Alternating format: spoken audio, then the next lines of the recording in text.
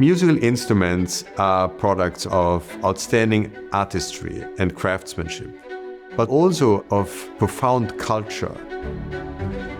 Musical Bodies is a fascinating, explorative, experimental exhibition. It tells you the story of the musical instrument as an embodiment of the body and how the human body can also be used as a musical instrument. This is an experiential exhibition through interactive moments and opportunities for the audience to become part of the experience and maybe even participate in it in a profound way. The Met has been collecting musical instruments from the very beginning of this museum's existence. And so this exhibition really caters to the understanding of musical instruments as objects, encapsulating our understanding of culture, our desire of expression, and our ability to convene people around an object that resonates with so many. Who are we? What do we do? What do we value? What do we believe? Where do we come from? These instruments that are speaking so powerfully to these ideas naturally become proxies for our bodies. They stand in for us and our actions. Musical Bodies is a major marquee show here at the Met, and it started with a deceptively simple question: why do so many instruments take the form of the human body or have clearly recognizable human features? The Musical Bodies exhibition is an attempt to get us to think about the role that musical instruments play in our lives as being central to human identity and human activity. This exhibition brings together instruments, artworks, sculpture, and artifacts of pop culture from over 10 curatorial departments at the Metropolitan Museum of Art and over 30 lenders from the US and abroad, around 130 works of art. When you first walk in to the exhibition, you find yourself immersed in the world of the human body itself being used as an instrument. But there's something really at the very core of this exhibition, and that is one of the earliest representations of the human form. So here we have an amazing early representation of this idea from the early Socratic period. I mean, just by looking at it juxtaposed with the gold violin from our collection, it's incredible to see how these early civilizations were so taken by the human form, and later we see this echoed in instrument design. It's absolutely uncanny that we look at these figures which are central to thinking about life and fertility, and there you see it. Some 5,000 years later, in the form of the violin when it first becomes standardized in the mid-1500s. It takes your breath away. We also have the Santal fiddle here grouped with the other two works, which just echoes how across time and across cultures we find the human body continues to be embodied in musical instrument design. Even in our very technologically sophisticated world, nothing compares with the technology and expressiveness of the human body. We've captured larger-than-life footage of performers showcasing what virtuoso performance using the human body sounds like and looks like. It's artistic, it's beautiful, but it's also working to present the body as a musical instrument that you can really look at and think, what are the mechanics of this? How does it actually function?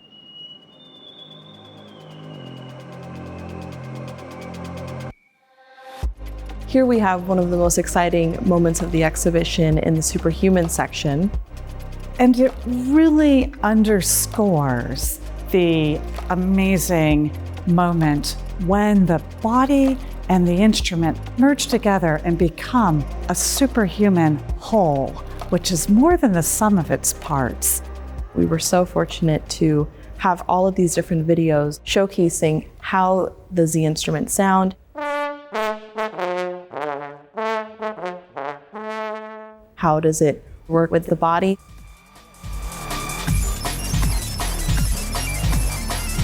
And it was so much fun to work with our designers on this section to really emphasize that relationship by mounting instruments on representations of the human form.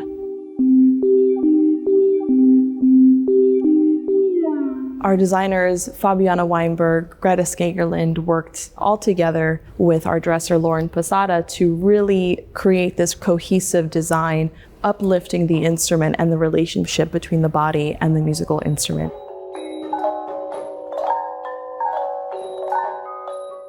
The other thing that is so masterful here is the work of Brian Schneider, the lighting designer, in creating these shadows, suggesting the blurring of boundary between body and instrument, between instrument and sculpture, between sound and sight, and you see it playing out in this landscape. Right at the center of the exhibition, we reach this moment where we invite visitors to actively become part of the exhibition and part of the exploration of the blurred boundary between body and instrument. And Brett Renfer has worked to design this moment where this all comes to life. So body music is an interactive, immersive space where quite simply you move your body and you create music and reactive visuals. People can walk into this huge corridor and they both sort of become the instrument and they're in dialogue with the instrument. It's not just a giant piano, it's actually 3 different instruments too. So not only can one person really take it over and move their body and generate tones, they can actually kind of bend the tones. And I think it's really magical the way you're enabling visitors to summon sound and to summon light without specialist musical technique or forethought. It's just very intuitive. This is about an embodied experience. It's about living this story. It's about your body's an instrument, your instruments are bodies, all those things kind of wrapped up in here. Everyone can experience it in a different way because it really is just about presence and movement. From a kid to an adult, it functions the same way as it does if you are in a movement profession. No matter what, all you need to do is be in the space.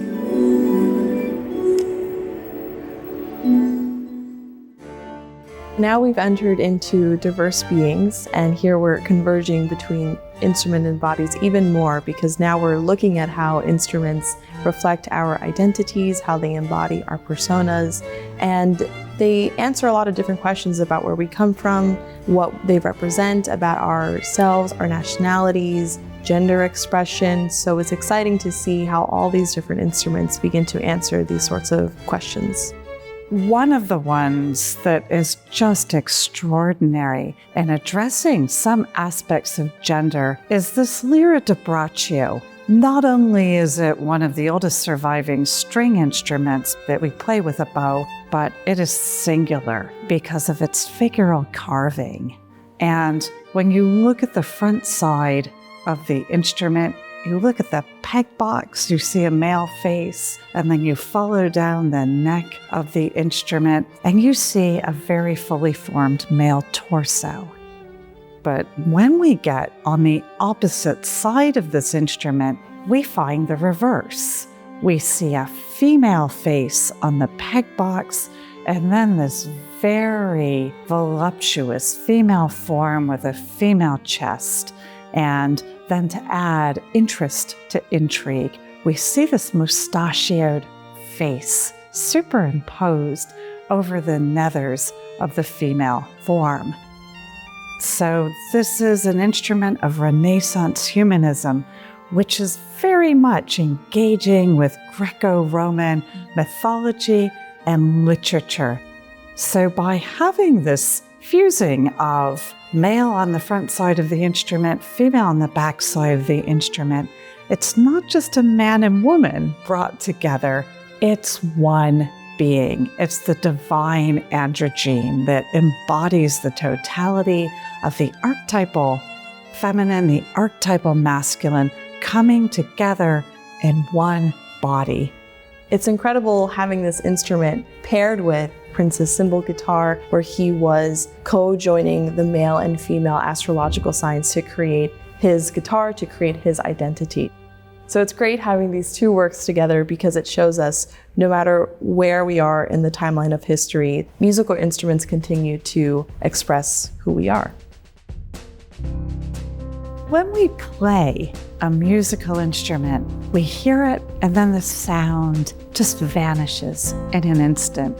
So music has always been thought of as a memento mori, a reminder of our transience, a reminder that life is brief. And that's portrayed in so many different ways in this concluding gallery of the exhibition. One of the most exciting loans I think that we have in the show, and one of our more recent pieces of art, is this amazing drum kit made for Alejandro Gonzalez of Maná, the Mexican pop rock group. And it was made for him by John Douglas, who is a drummer himself. Alex really wanted a drum kit to embody Mexican culture, but specifically the Day of the Dead tradition, or Dia de los Muertos. I think it's really profound that Dia de los Muertos, you watch the celebration and it's about the dead. There's lots of reverence, but there's also lots of joy there, and it's alive. And I love how John captured the essence of that in the colors and in the imagery.